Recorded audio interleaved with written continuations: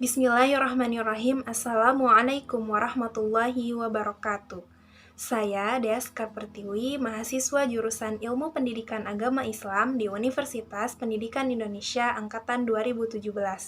Video ini saya buat untuk memenuhi ujian akhir semester mata kuliah Tafsir Tarbawi yang diampu oleh Bapak Dr. Haji Aam Abdussalam MPD dan Bapak Dr. Cucu Surahman STHI MAG MA. Nah, di sini saya akan membahas mengenai evaluasi dalam pendidikan Islam.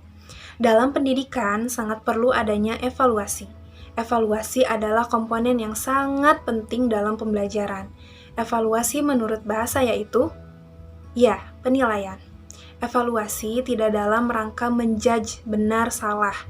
Jika ada penilaian yang hanya melihat dari hasil kognitif atau intelektual saja, itu salah. Harusnya penilaian itu meliputi 3 ranah, yaitu kognitif, afektif, dan psikomotorik. Apalagi dalam pendidikan Islam yang menekankan terhadap akhlak. Evaluasi adalah usaha untuk mengetahui tingkat proses keberhasilan pembelajaran. Pembelajaran yang telah disampaikan kepada peserta didik terdapat keberhasilan atau ketertundaan. Nah, jadi sekali lagi, evaluasi dalam pendidikan itu bukan justifikasi benar salah, tapi berupaya mengukur keberhasilan. Jika sudah harus ditingkatkan, dan jika belum ya harus diperbaiki, dan mencari tahu kenapa hal itu bisa terjadi. Evaluasi berfungsi untuk memberikan informasi atau memberitahu kepada peserta didik mengenai kelemahan atau kekurangannya dalam pembelajaran untuk diarahkan dan dibimbing dalam rangka perbaikan dan perubahan yang konstruktif secara terencana, sistematis, dan berkesinambungan. Berhasil atau tidaknya suatu pembelajaran tidak akan dapat diketahui tanpa adanya evaluasi. Karena itu, menurut M. Yusuf, Al-Quran banyak mengulas istilah yang berkaitan dengan evaluasi, seperti istilah bala, fatana, dan juga hasiba yang secara bahasa artinya menghitung atau mengira. Seperti dalam Quran Surat Al-Ankabut ayat 2-3, lalu Quran Surat Al-Baqarah ayat 155, dan Surat Al-Mulk ayat 2. Nah, di sini saya akan membahas satu persatu ayat tersebut, dimulai dari saya akan membacakan ayatnya, lalu terjemahannya, lalu asbabun nuzul ayat tersebut, dan juga pendapat para mufasir mengenai ayat tersebut. Nah, yang pertama saya akan membaca surat Al-Ankabut ayat 2-3 terlebih dahulu. A'udzu billahi minasyaitonir rajim. Bismillahirrahmanirrahim. Ahasiban nasu ayyutraku ayyakulu amanna wa hum la yuftanun. وَلَقَدْ فَتَنَّا الَّذِينَ مِنْ قَبْلِهِمْ فَلَيَعْلَمَنَّ اللَّهُ الَّذِينَ صَدَقُوا وَلَيَعْلَمَنَّ الْكَاذِبِينَ صَدَقَ اللَّهُ الْعَظِيمُ. Artinya, apakah manusia mengira bahwa mereka akan dibiarkan hanya dengan mengatakan, "Kami telah beriman dan mereka tidak diuji"? Dan sungguh kami telah menguji orang-orang sebelum mereka, maka Allah pasti mengetahui orang-orang yang benar dan pasti mengetahui orang-orang yang dusta. Kemudian asbabun nuzul dari surat Al-Ankabut ayat 2-3 yaitu diriwayatkan oleh Ibnu Abi Hatim yang bersumber dari Asy-Syubi bahwa orang-orang yang berada di kota Mekah yang telah masuk Islam mendapat surat dari sahabat-sahabat Rasulullah Shallallahu Alaihi Wasallam yang berada di Madinah. Nah, isi suratnya tersebut menyatakan bahwa keislaman mereka tidak akan diterima kecuali jika mereka berhijrah. Maka berhijrahlah mereka ke Madinah. Akan tetapi mereka dapat disusul oleh kaum musyrikin Mekah sehingga digiring kembali ke Mekah. Nah, setelah turun ayat ini, yaitu ayat Al-Ankabut 1-2, orang-orang yang berada di Madinah mengirim surat kembali kepada mereka yang menegaskan bahwa Allah telah menurunkan ayat berkenaan dengan keadaan mereka. Dalam ayat itu dikemukakan bahwa hijrah dengan segala penghalangnya adalah ujian terhadap keimanan mereka. Mereka pun berangkat kembali berhijrah dan bertekad untuk memerangi orang-orang yang menghambatnya. Pada waktu itu kaum musyrikin mengikuti kaum muslimin yang berhijrah itu, dan karenanya mereka memerangi kaum musyrikin itu. Sebagian dari kaum muslimin ada yang terbunuh dan sebagian lagi dapat menyelamatkan diri. Lalu ada riwayat lain yaitu yang diriwayatkan oleh Ibnu Sa'd yang bersumber dari Abdullah bin Ubaid bin Umair bahwa ayat ini, Al-Ankabut ayat 2 ini turun berkenaan dengan Ammar bin Yasir yang disiksa oleh kaum musyrikin karena mengikuti agama Allah. Selanjutnya yaitu pendapat para mufasir. Saya kali ini menggunakan tafsir Muyassar. Nah, maksud dari ayat apakah manusia itu mengira bahwa mereka dibiarkan saja? Makna ayat ini adalah bahwa Allah tidak akan membiarkan manusia tanpa diuji dan diberi cobaan. Mereka tidak akan dibiarkan mengatakan kami telah beriman tanpa mereka mendapat ujian. Kami telah beriman, sedang mereka tidak diuji lagi. Yakni sedang mereka tidak diberi cobaan dalam harta dan diri mereka. Kenyataannya tidak seperti yang mereka sangka. Mereka harus diuji dengan perintah berjihad, kemiskinan, mara bahaya, dan lain sebagainya, agar jelas siapa yang jujur dalam keimanannya dan siapa yang munafik, dan siapa juga yang benar dan siapa yang bohong. Dan sesungguhnya kami telah menguji orang-orang sebelum mereka, yakni ini merupakan sunatullah pada hamba-hambanya. Allah menguji orang-orang yang beriman dari umat ini, sebagaimana telah menguji umat-umat sebelum mereka seperti yang disebutkan dalam Al-Quran tentang kisah-kisah para nabi dan ujian Allah terhadap pengikut mereka dan orang-orang yang beriman kepada mereka serta segala yang menimpa mereka.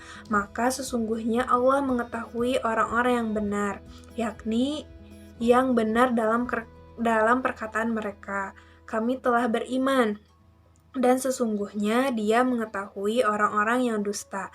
Kemudian dalam tafsir Kemenag, pada ayat ini Allah bertanya kepada manusia yang telah mengaku beriman dan mengucapkan kalimat syahadat bahwa apakah mereka dibiarkan begitu saja mengakui keimanan tanpa lebih dahulu diuji? Tidak, malah setiap orang yang beriman harus diuji lebih dahulu, sehingga dapat diketahui sampai di manakah mereka sabar dan tahan menerima ujian tersebut.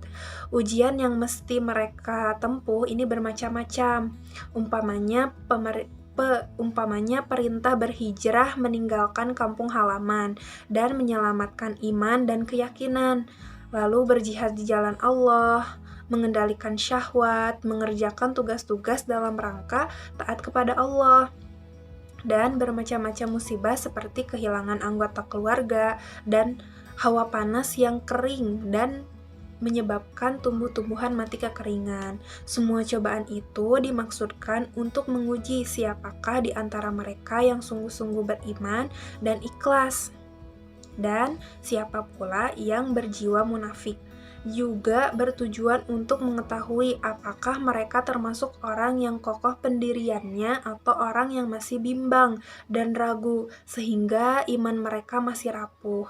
Maksud dari ayat ini dapat dilihat dalam ayat lain, yakni apakah kamu mengira bahwa kamu akan dibiarkan begitu saja, padahal Allah belum mengetahui orang-orang yang berjihad di antara kamu dan tidak mengambil teman yang setia selain Allah, Rasul-Nya, dan orang-orang yang beriman. Oke, selanjutnya surat Al-Baqarah ayat 155. Saya akan bacakan terlebih dahulu ayatnya. A'udzu billahi minasy syaithanir rajim. Bismillahirrahmanirrahim. وَلَنَبْلُوَنَّكُمْ بِشَيْءٍ مِّنَ الْخَوْفِ وَالْجُوعِ وَنَقْصٍ مِّنَ الْأَمْوَالِ وَالْأَنفُسِ وَالثَّمَرَاتِ وَبَشِّرِ الصَّابِرِينَ. Shadaqallahul azim. Artinya, dan kami pasti akan menguji kamu dengan sedikit ketakutan, kelaparan, kekurangan harta, jiwa, dan buah-buahan, dan sampaikanlah kabar gembira kepada orang-orang yang sabar. Kemudian pendapat para mufasir, yaitu dalam tafsir Al-Misbah, firman-Nya, sungguh kami pasti akan terus menguji kamu, mengisyaratkan bahwa hakikat kehidupan dunia antara lain ditandai oleh keniscayaan adanya cobaan yang beraneka ragam. Ujian atau cobaan yang dihadapi itu pada hakikatnya sedikit, sehingga betapapun besarnya, ia sedikit jika dibandingkan dengan imbalan dan ganjaran yang akan diterima.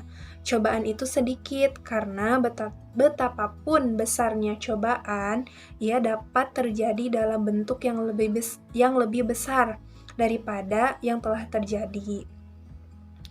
Patut dicamkan bahwa ayat sebelum ini mengajarkan sholat dan sabar. Jika demikian, yang diajarkan itu harus diamalkan sebelum datangnya ujian Allah ini. Demikian pula ketika ujian berlangsung. Itu sebabnya Rasulullah Shallallahu Alaihi Wasallam, sebagaimana diriwayatkan oleh Imam Ahmad melalui sahabat Nabi Shallallahu Alaihi Wasallam, Huzaifah ibnu al-Yaman, bahwa apabila beliau dihadapkan pada satu kesulitan atau ujian, beliau melaksanakan sholat. Karena itu pula ayat di atas ditutup dengan perintah, sampaikanlah berita gembira kepada orang-orang yang sabar. Takut menghadapi ujian adalah pintu gerbang kegagalan. Demikian juga ujian-ujian ilahi. Menghadapi sesuatu yang ditakuti adalah membentengi diri dari gangguannya. Biarkan dia datang kapan saja. Tetapi ketika itu, kita harus siap menjawab dan menghadapinya. Manusia harus berjuang, karena hidup adalah pergulatan antara kebenaran dan kebatilan. Pertarungan antara kebaikan dan keburukan. Manusia dalam hidupnya pasti menghadapi setan dan pengikut-pengikutnya. Allah memerintahkan untuk berjuang menghadapi mereka. Jika demikian, jangan menggerutu menghadapi ujian. Bersabarlah dan sampaikanlah berita gembira kepada orang-orang yang sabar. Kemudian surat yang terakhir yaitu surat Al-Mulk ayat 2. A'udzu billahi minasy syaithanir rajim. Bismillahirrahmanirrahim.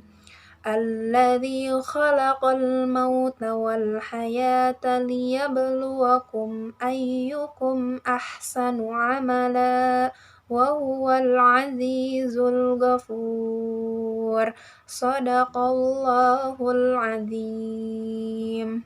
Artinya, yang menciptakan mati dan hidup untuk menguji kamu, siapa di antara kamu yang lebih baik amalnya, dan Dia Maha Perkasa, Maha Pengampun. Kemudian pendapat para mufasir pada surat Al-Mulk ayat 2 ini saya menggunakan tafsir Al-Qurtubi.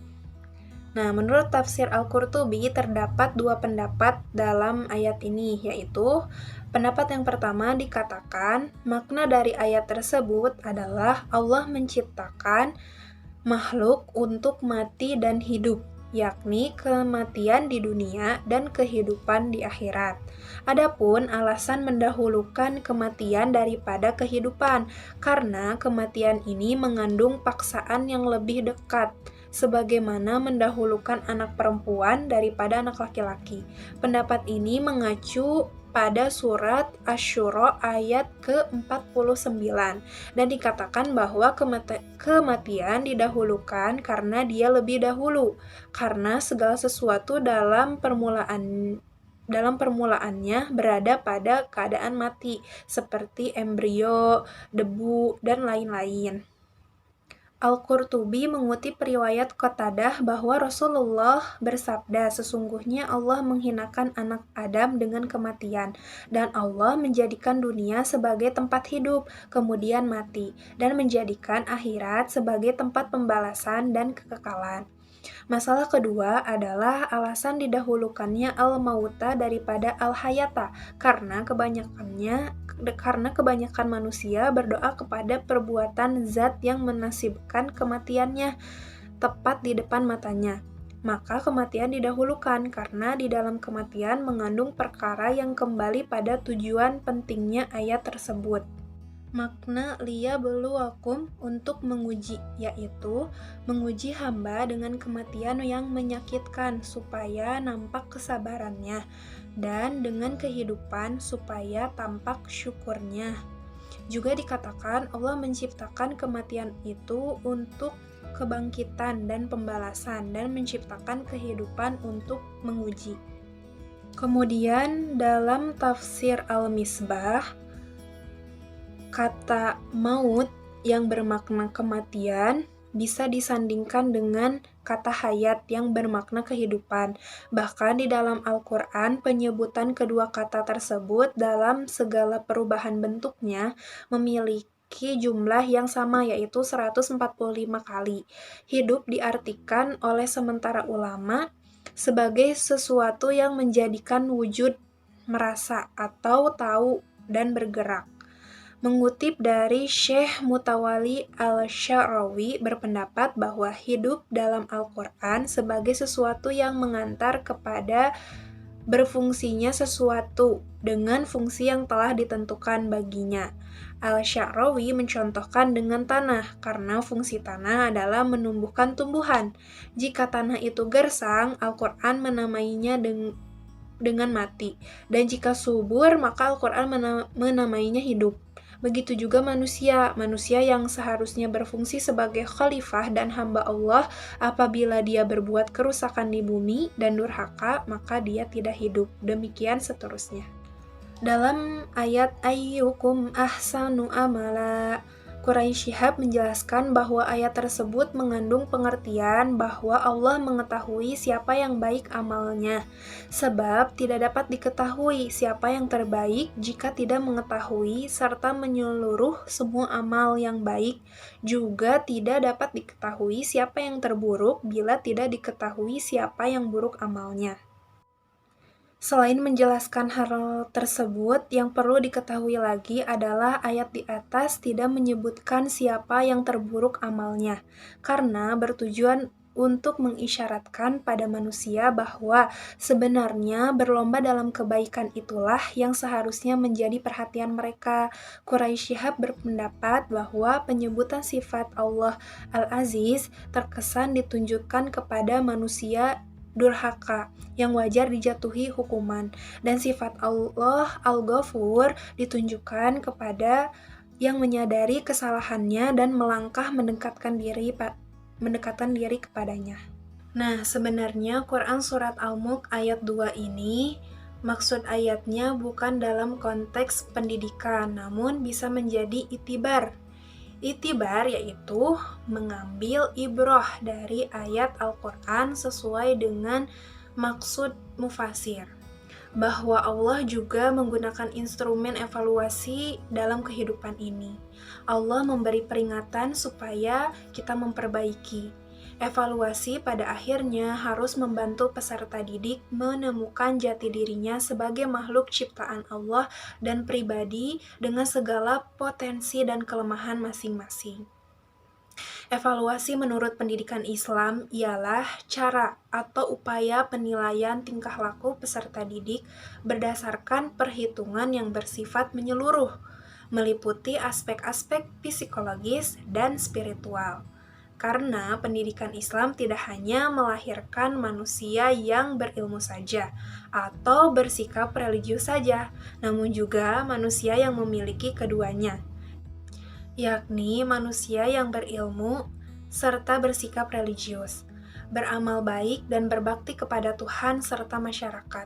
Dengan demikian, evaluasi yang diterapkan dalam pendidikan Islam bukan hanya sekedar menilai suatu aktivitas secara spontan dan insidental, melainkan merupakan kegiatan untuk menilai sesuatu dengan terencana, sistematik berdasarkan tujuan yang jelas dan komprehensif, mencakup keseluruhan aspek yang ada dalam siswa baik secara psikologis, religius, maupun dalam segi keilmuan. Alhamdulillahirrabbilalamin, saya telah selesai membahas satu persatu ayat yang berkaitan dengan evaluasi pendidikan Islam. Cukup sekian yang bisa saya sampaikan. Mohon maaf jika banyak sekali kesalahan saat saya menyampaikan karena saya masih dalam tahap pembelajaran. Untuk teman-teman yang menonton video ini, jika ada kritik dan saran, tolong disampaikan di kolom komentar. Terima kasih. Assalamualaikum warahmatullahi wabarakatuh.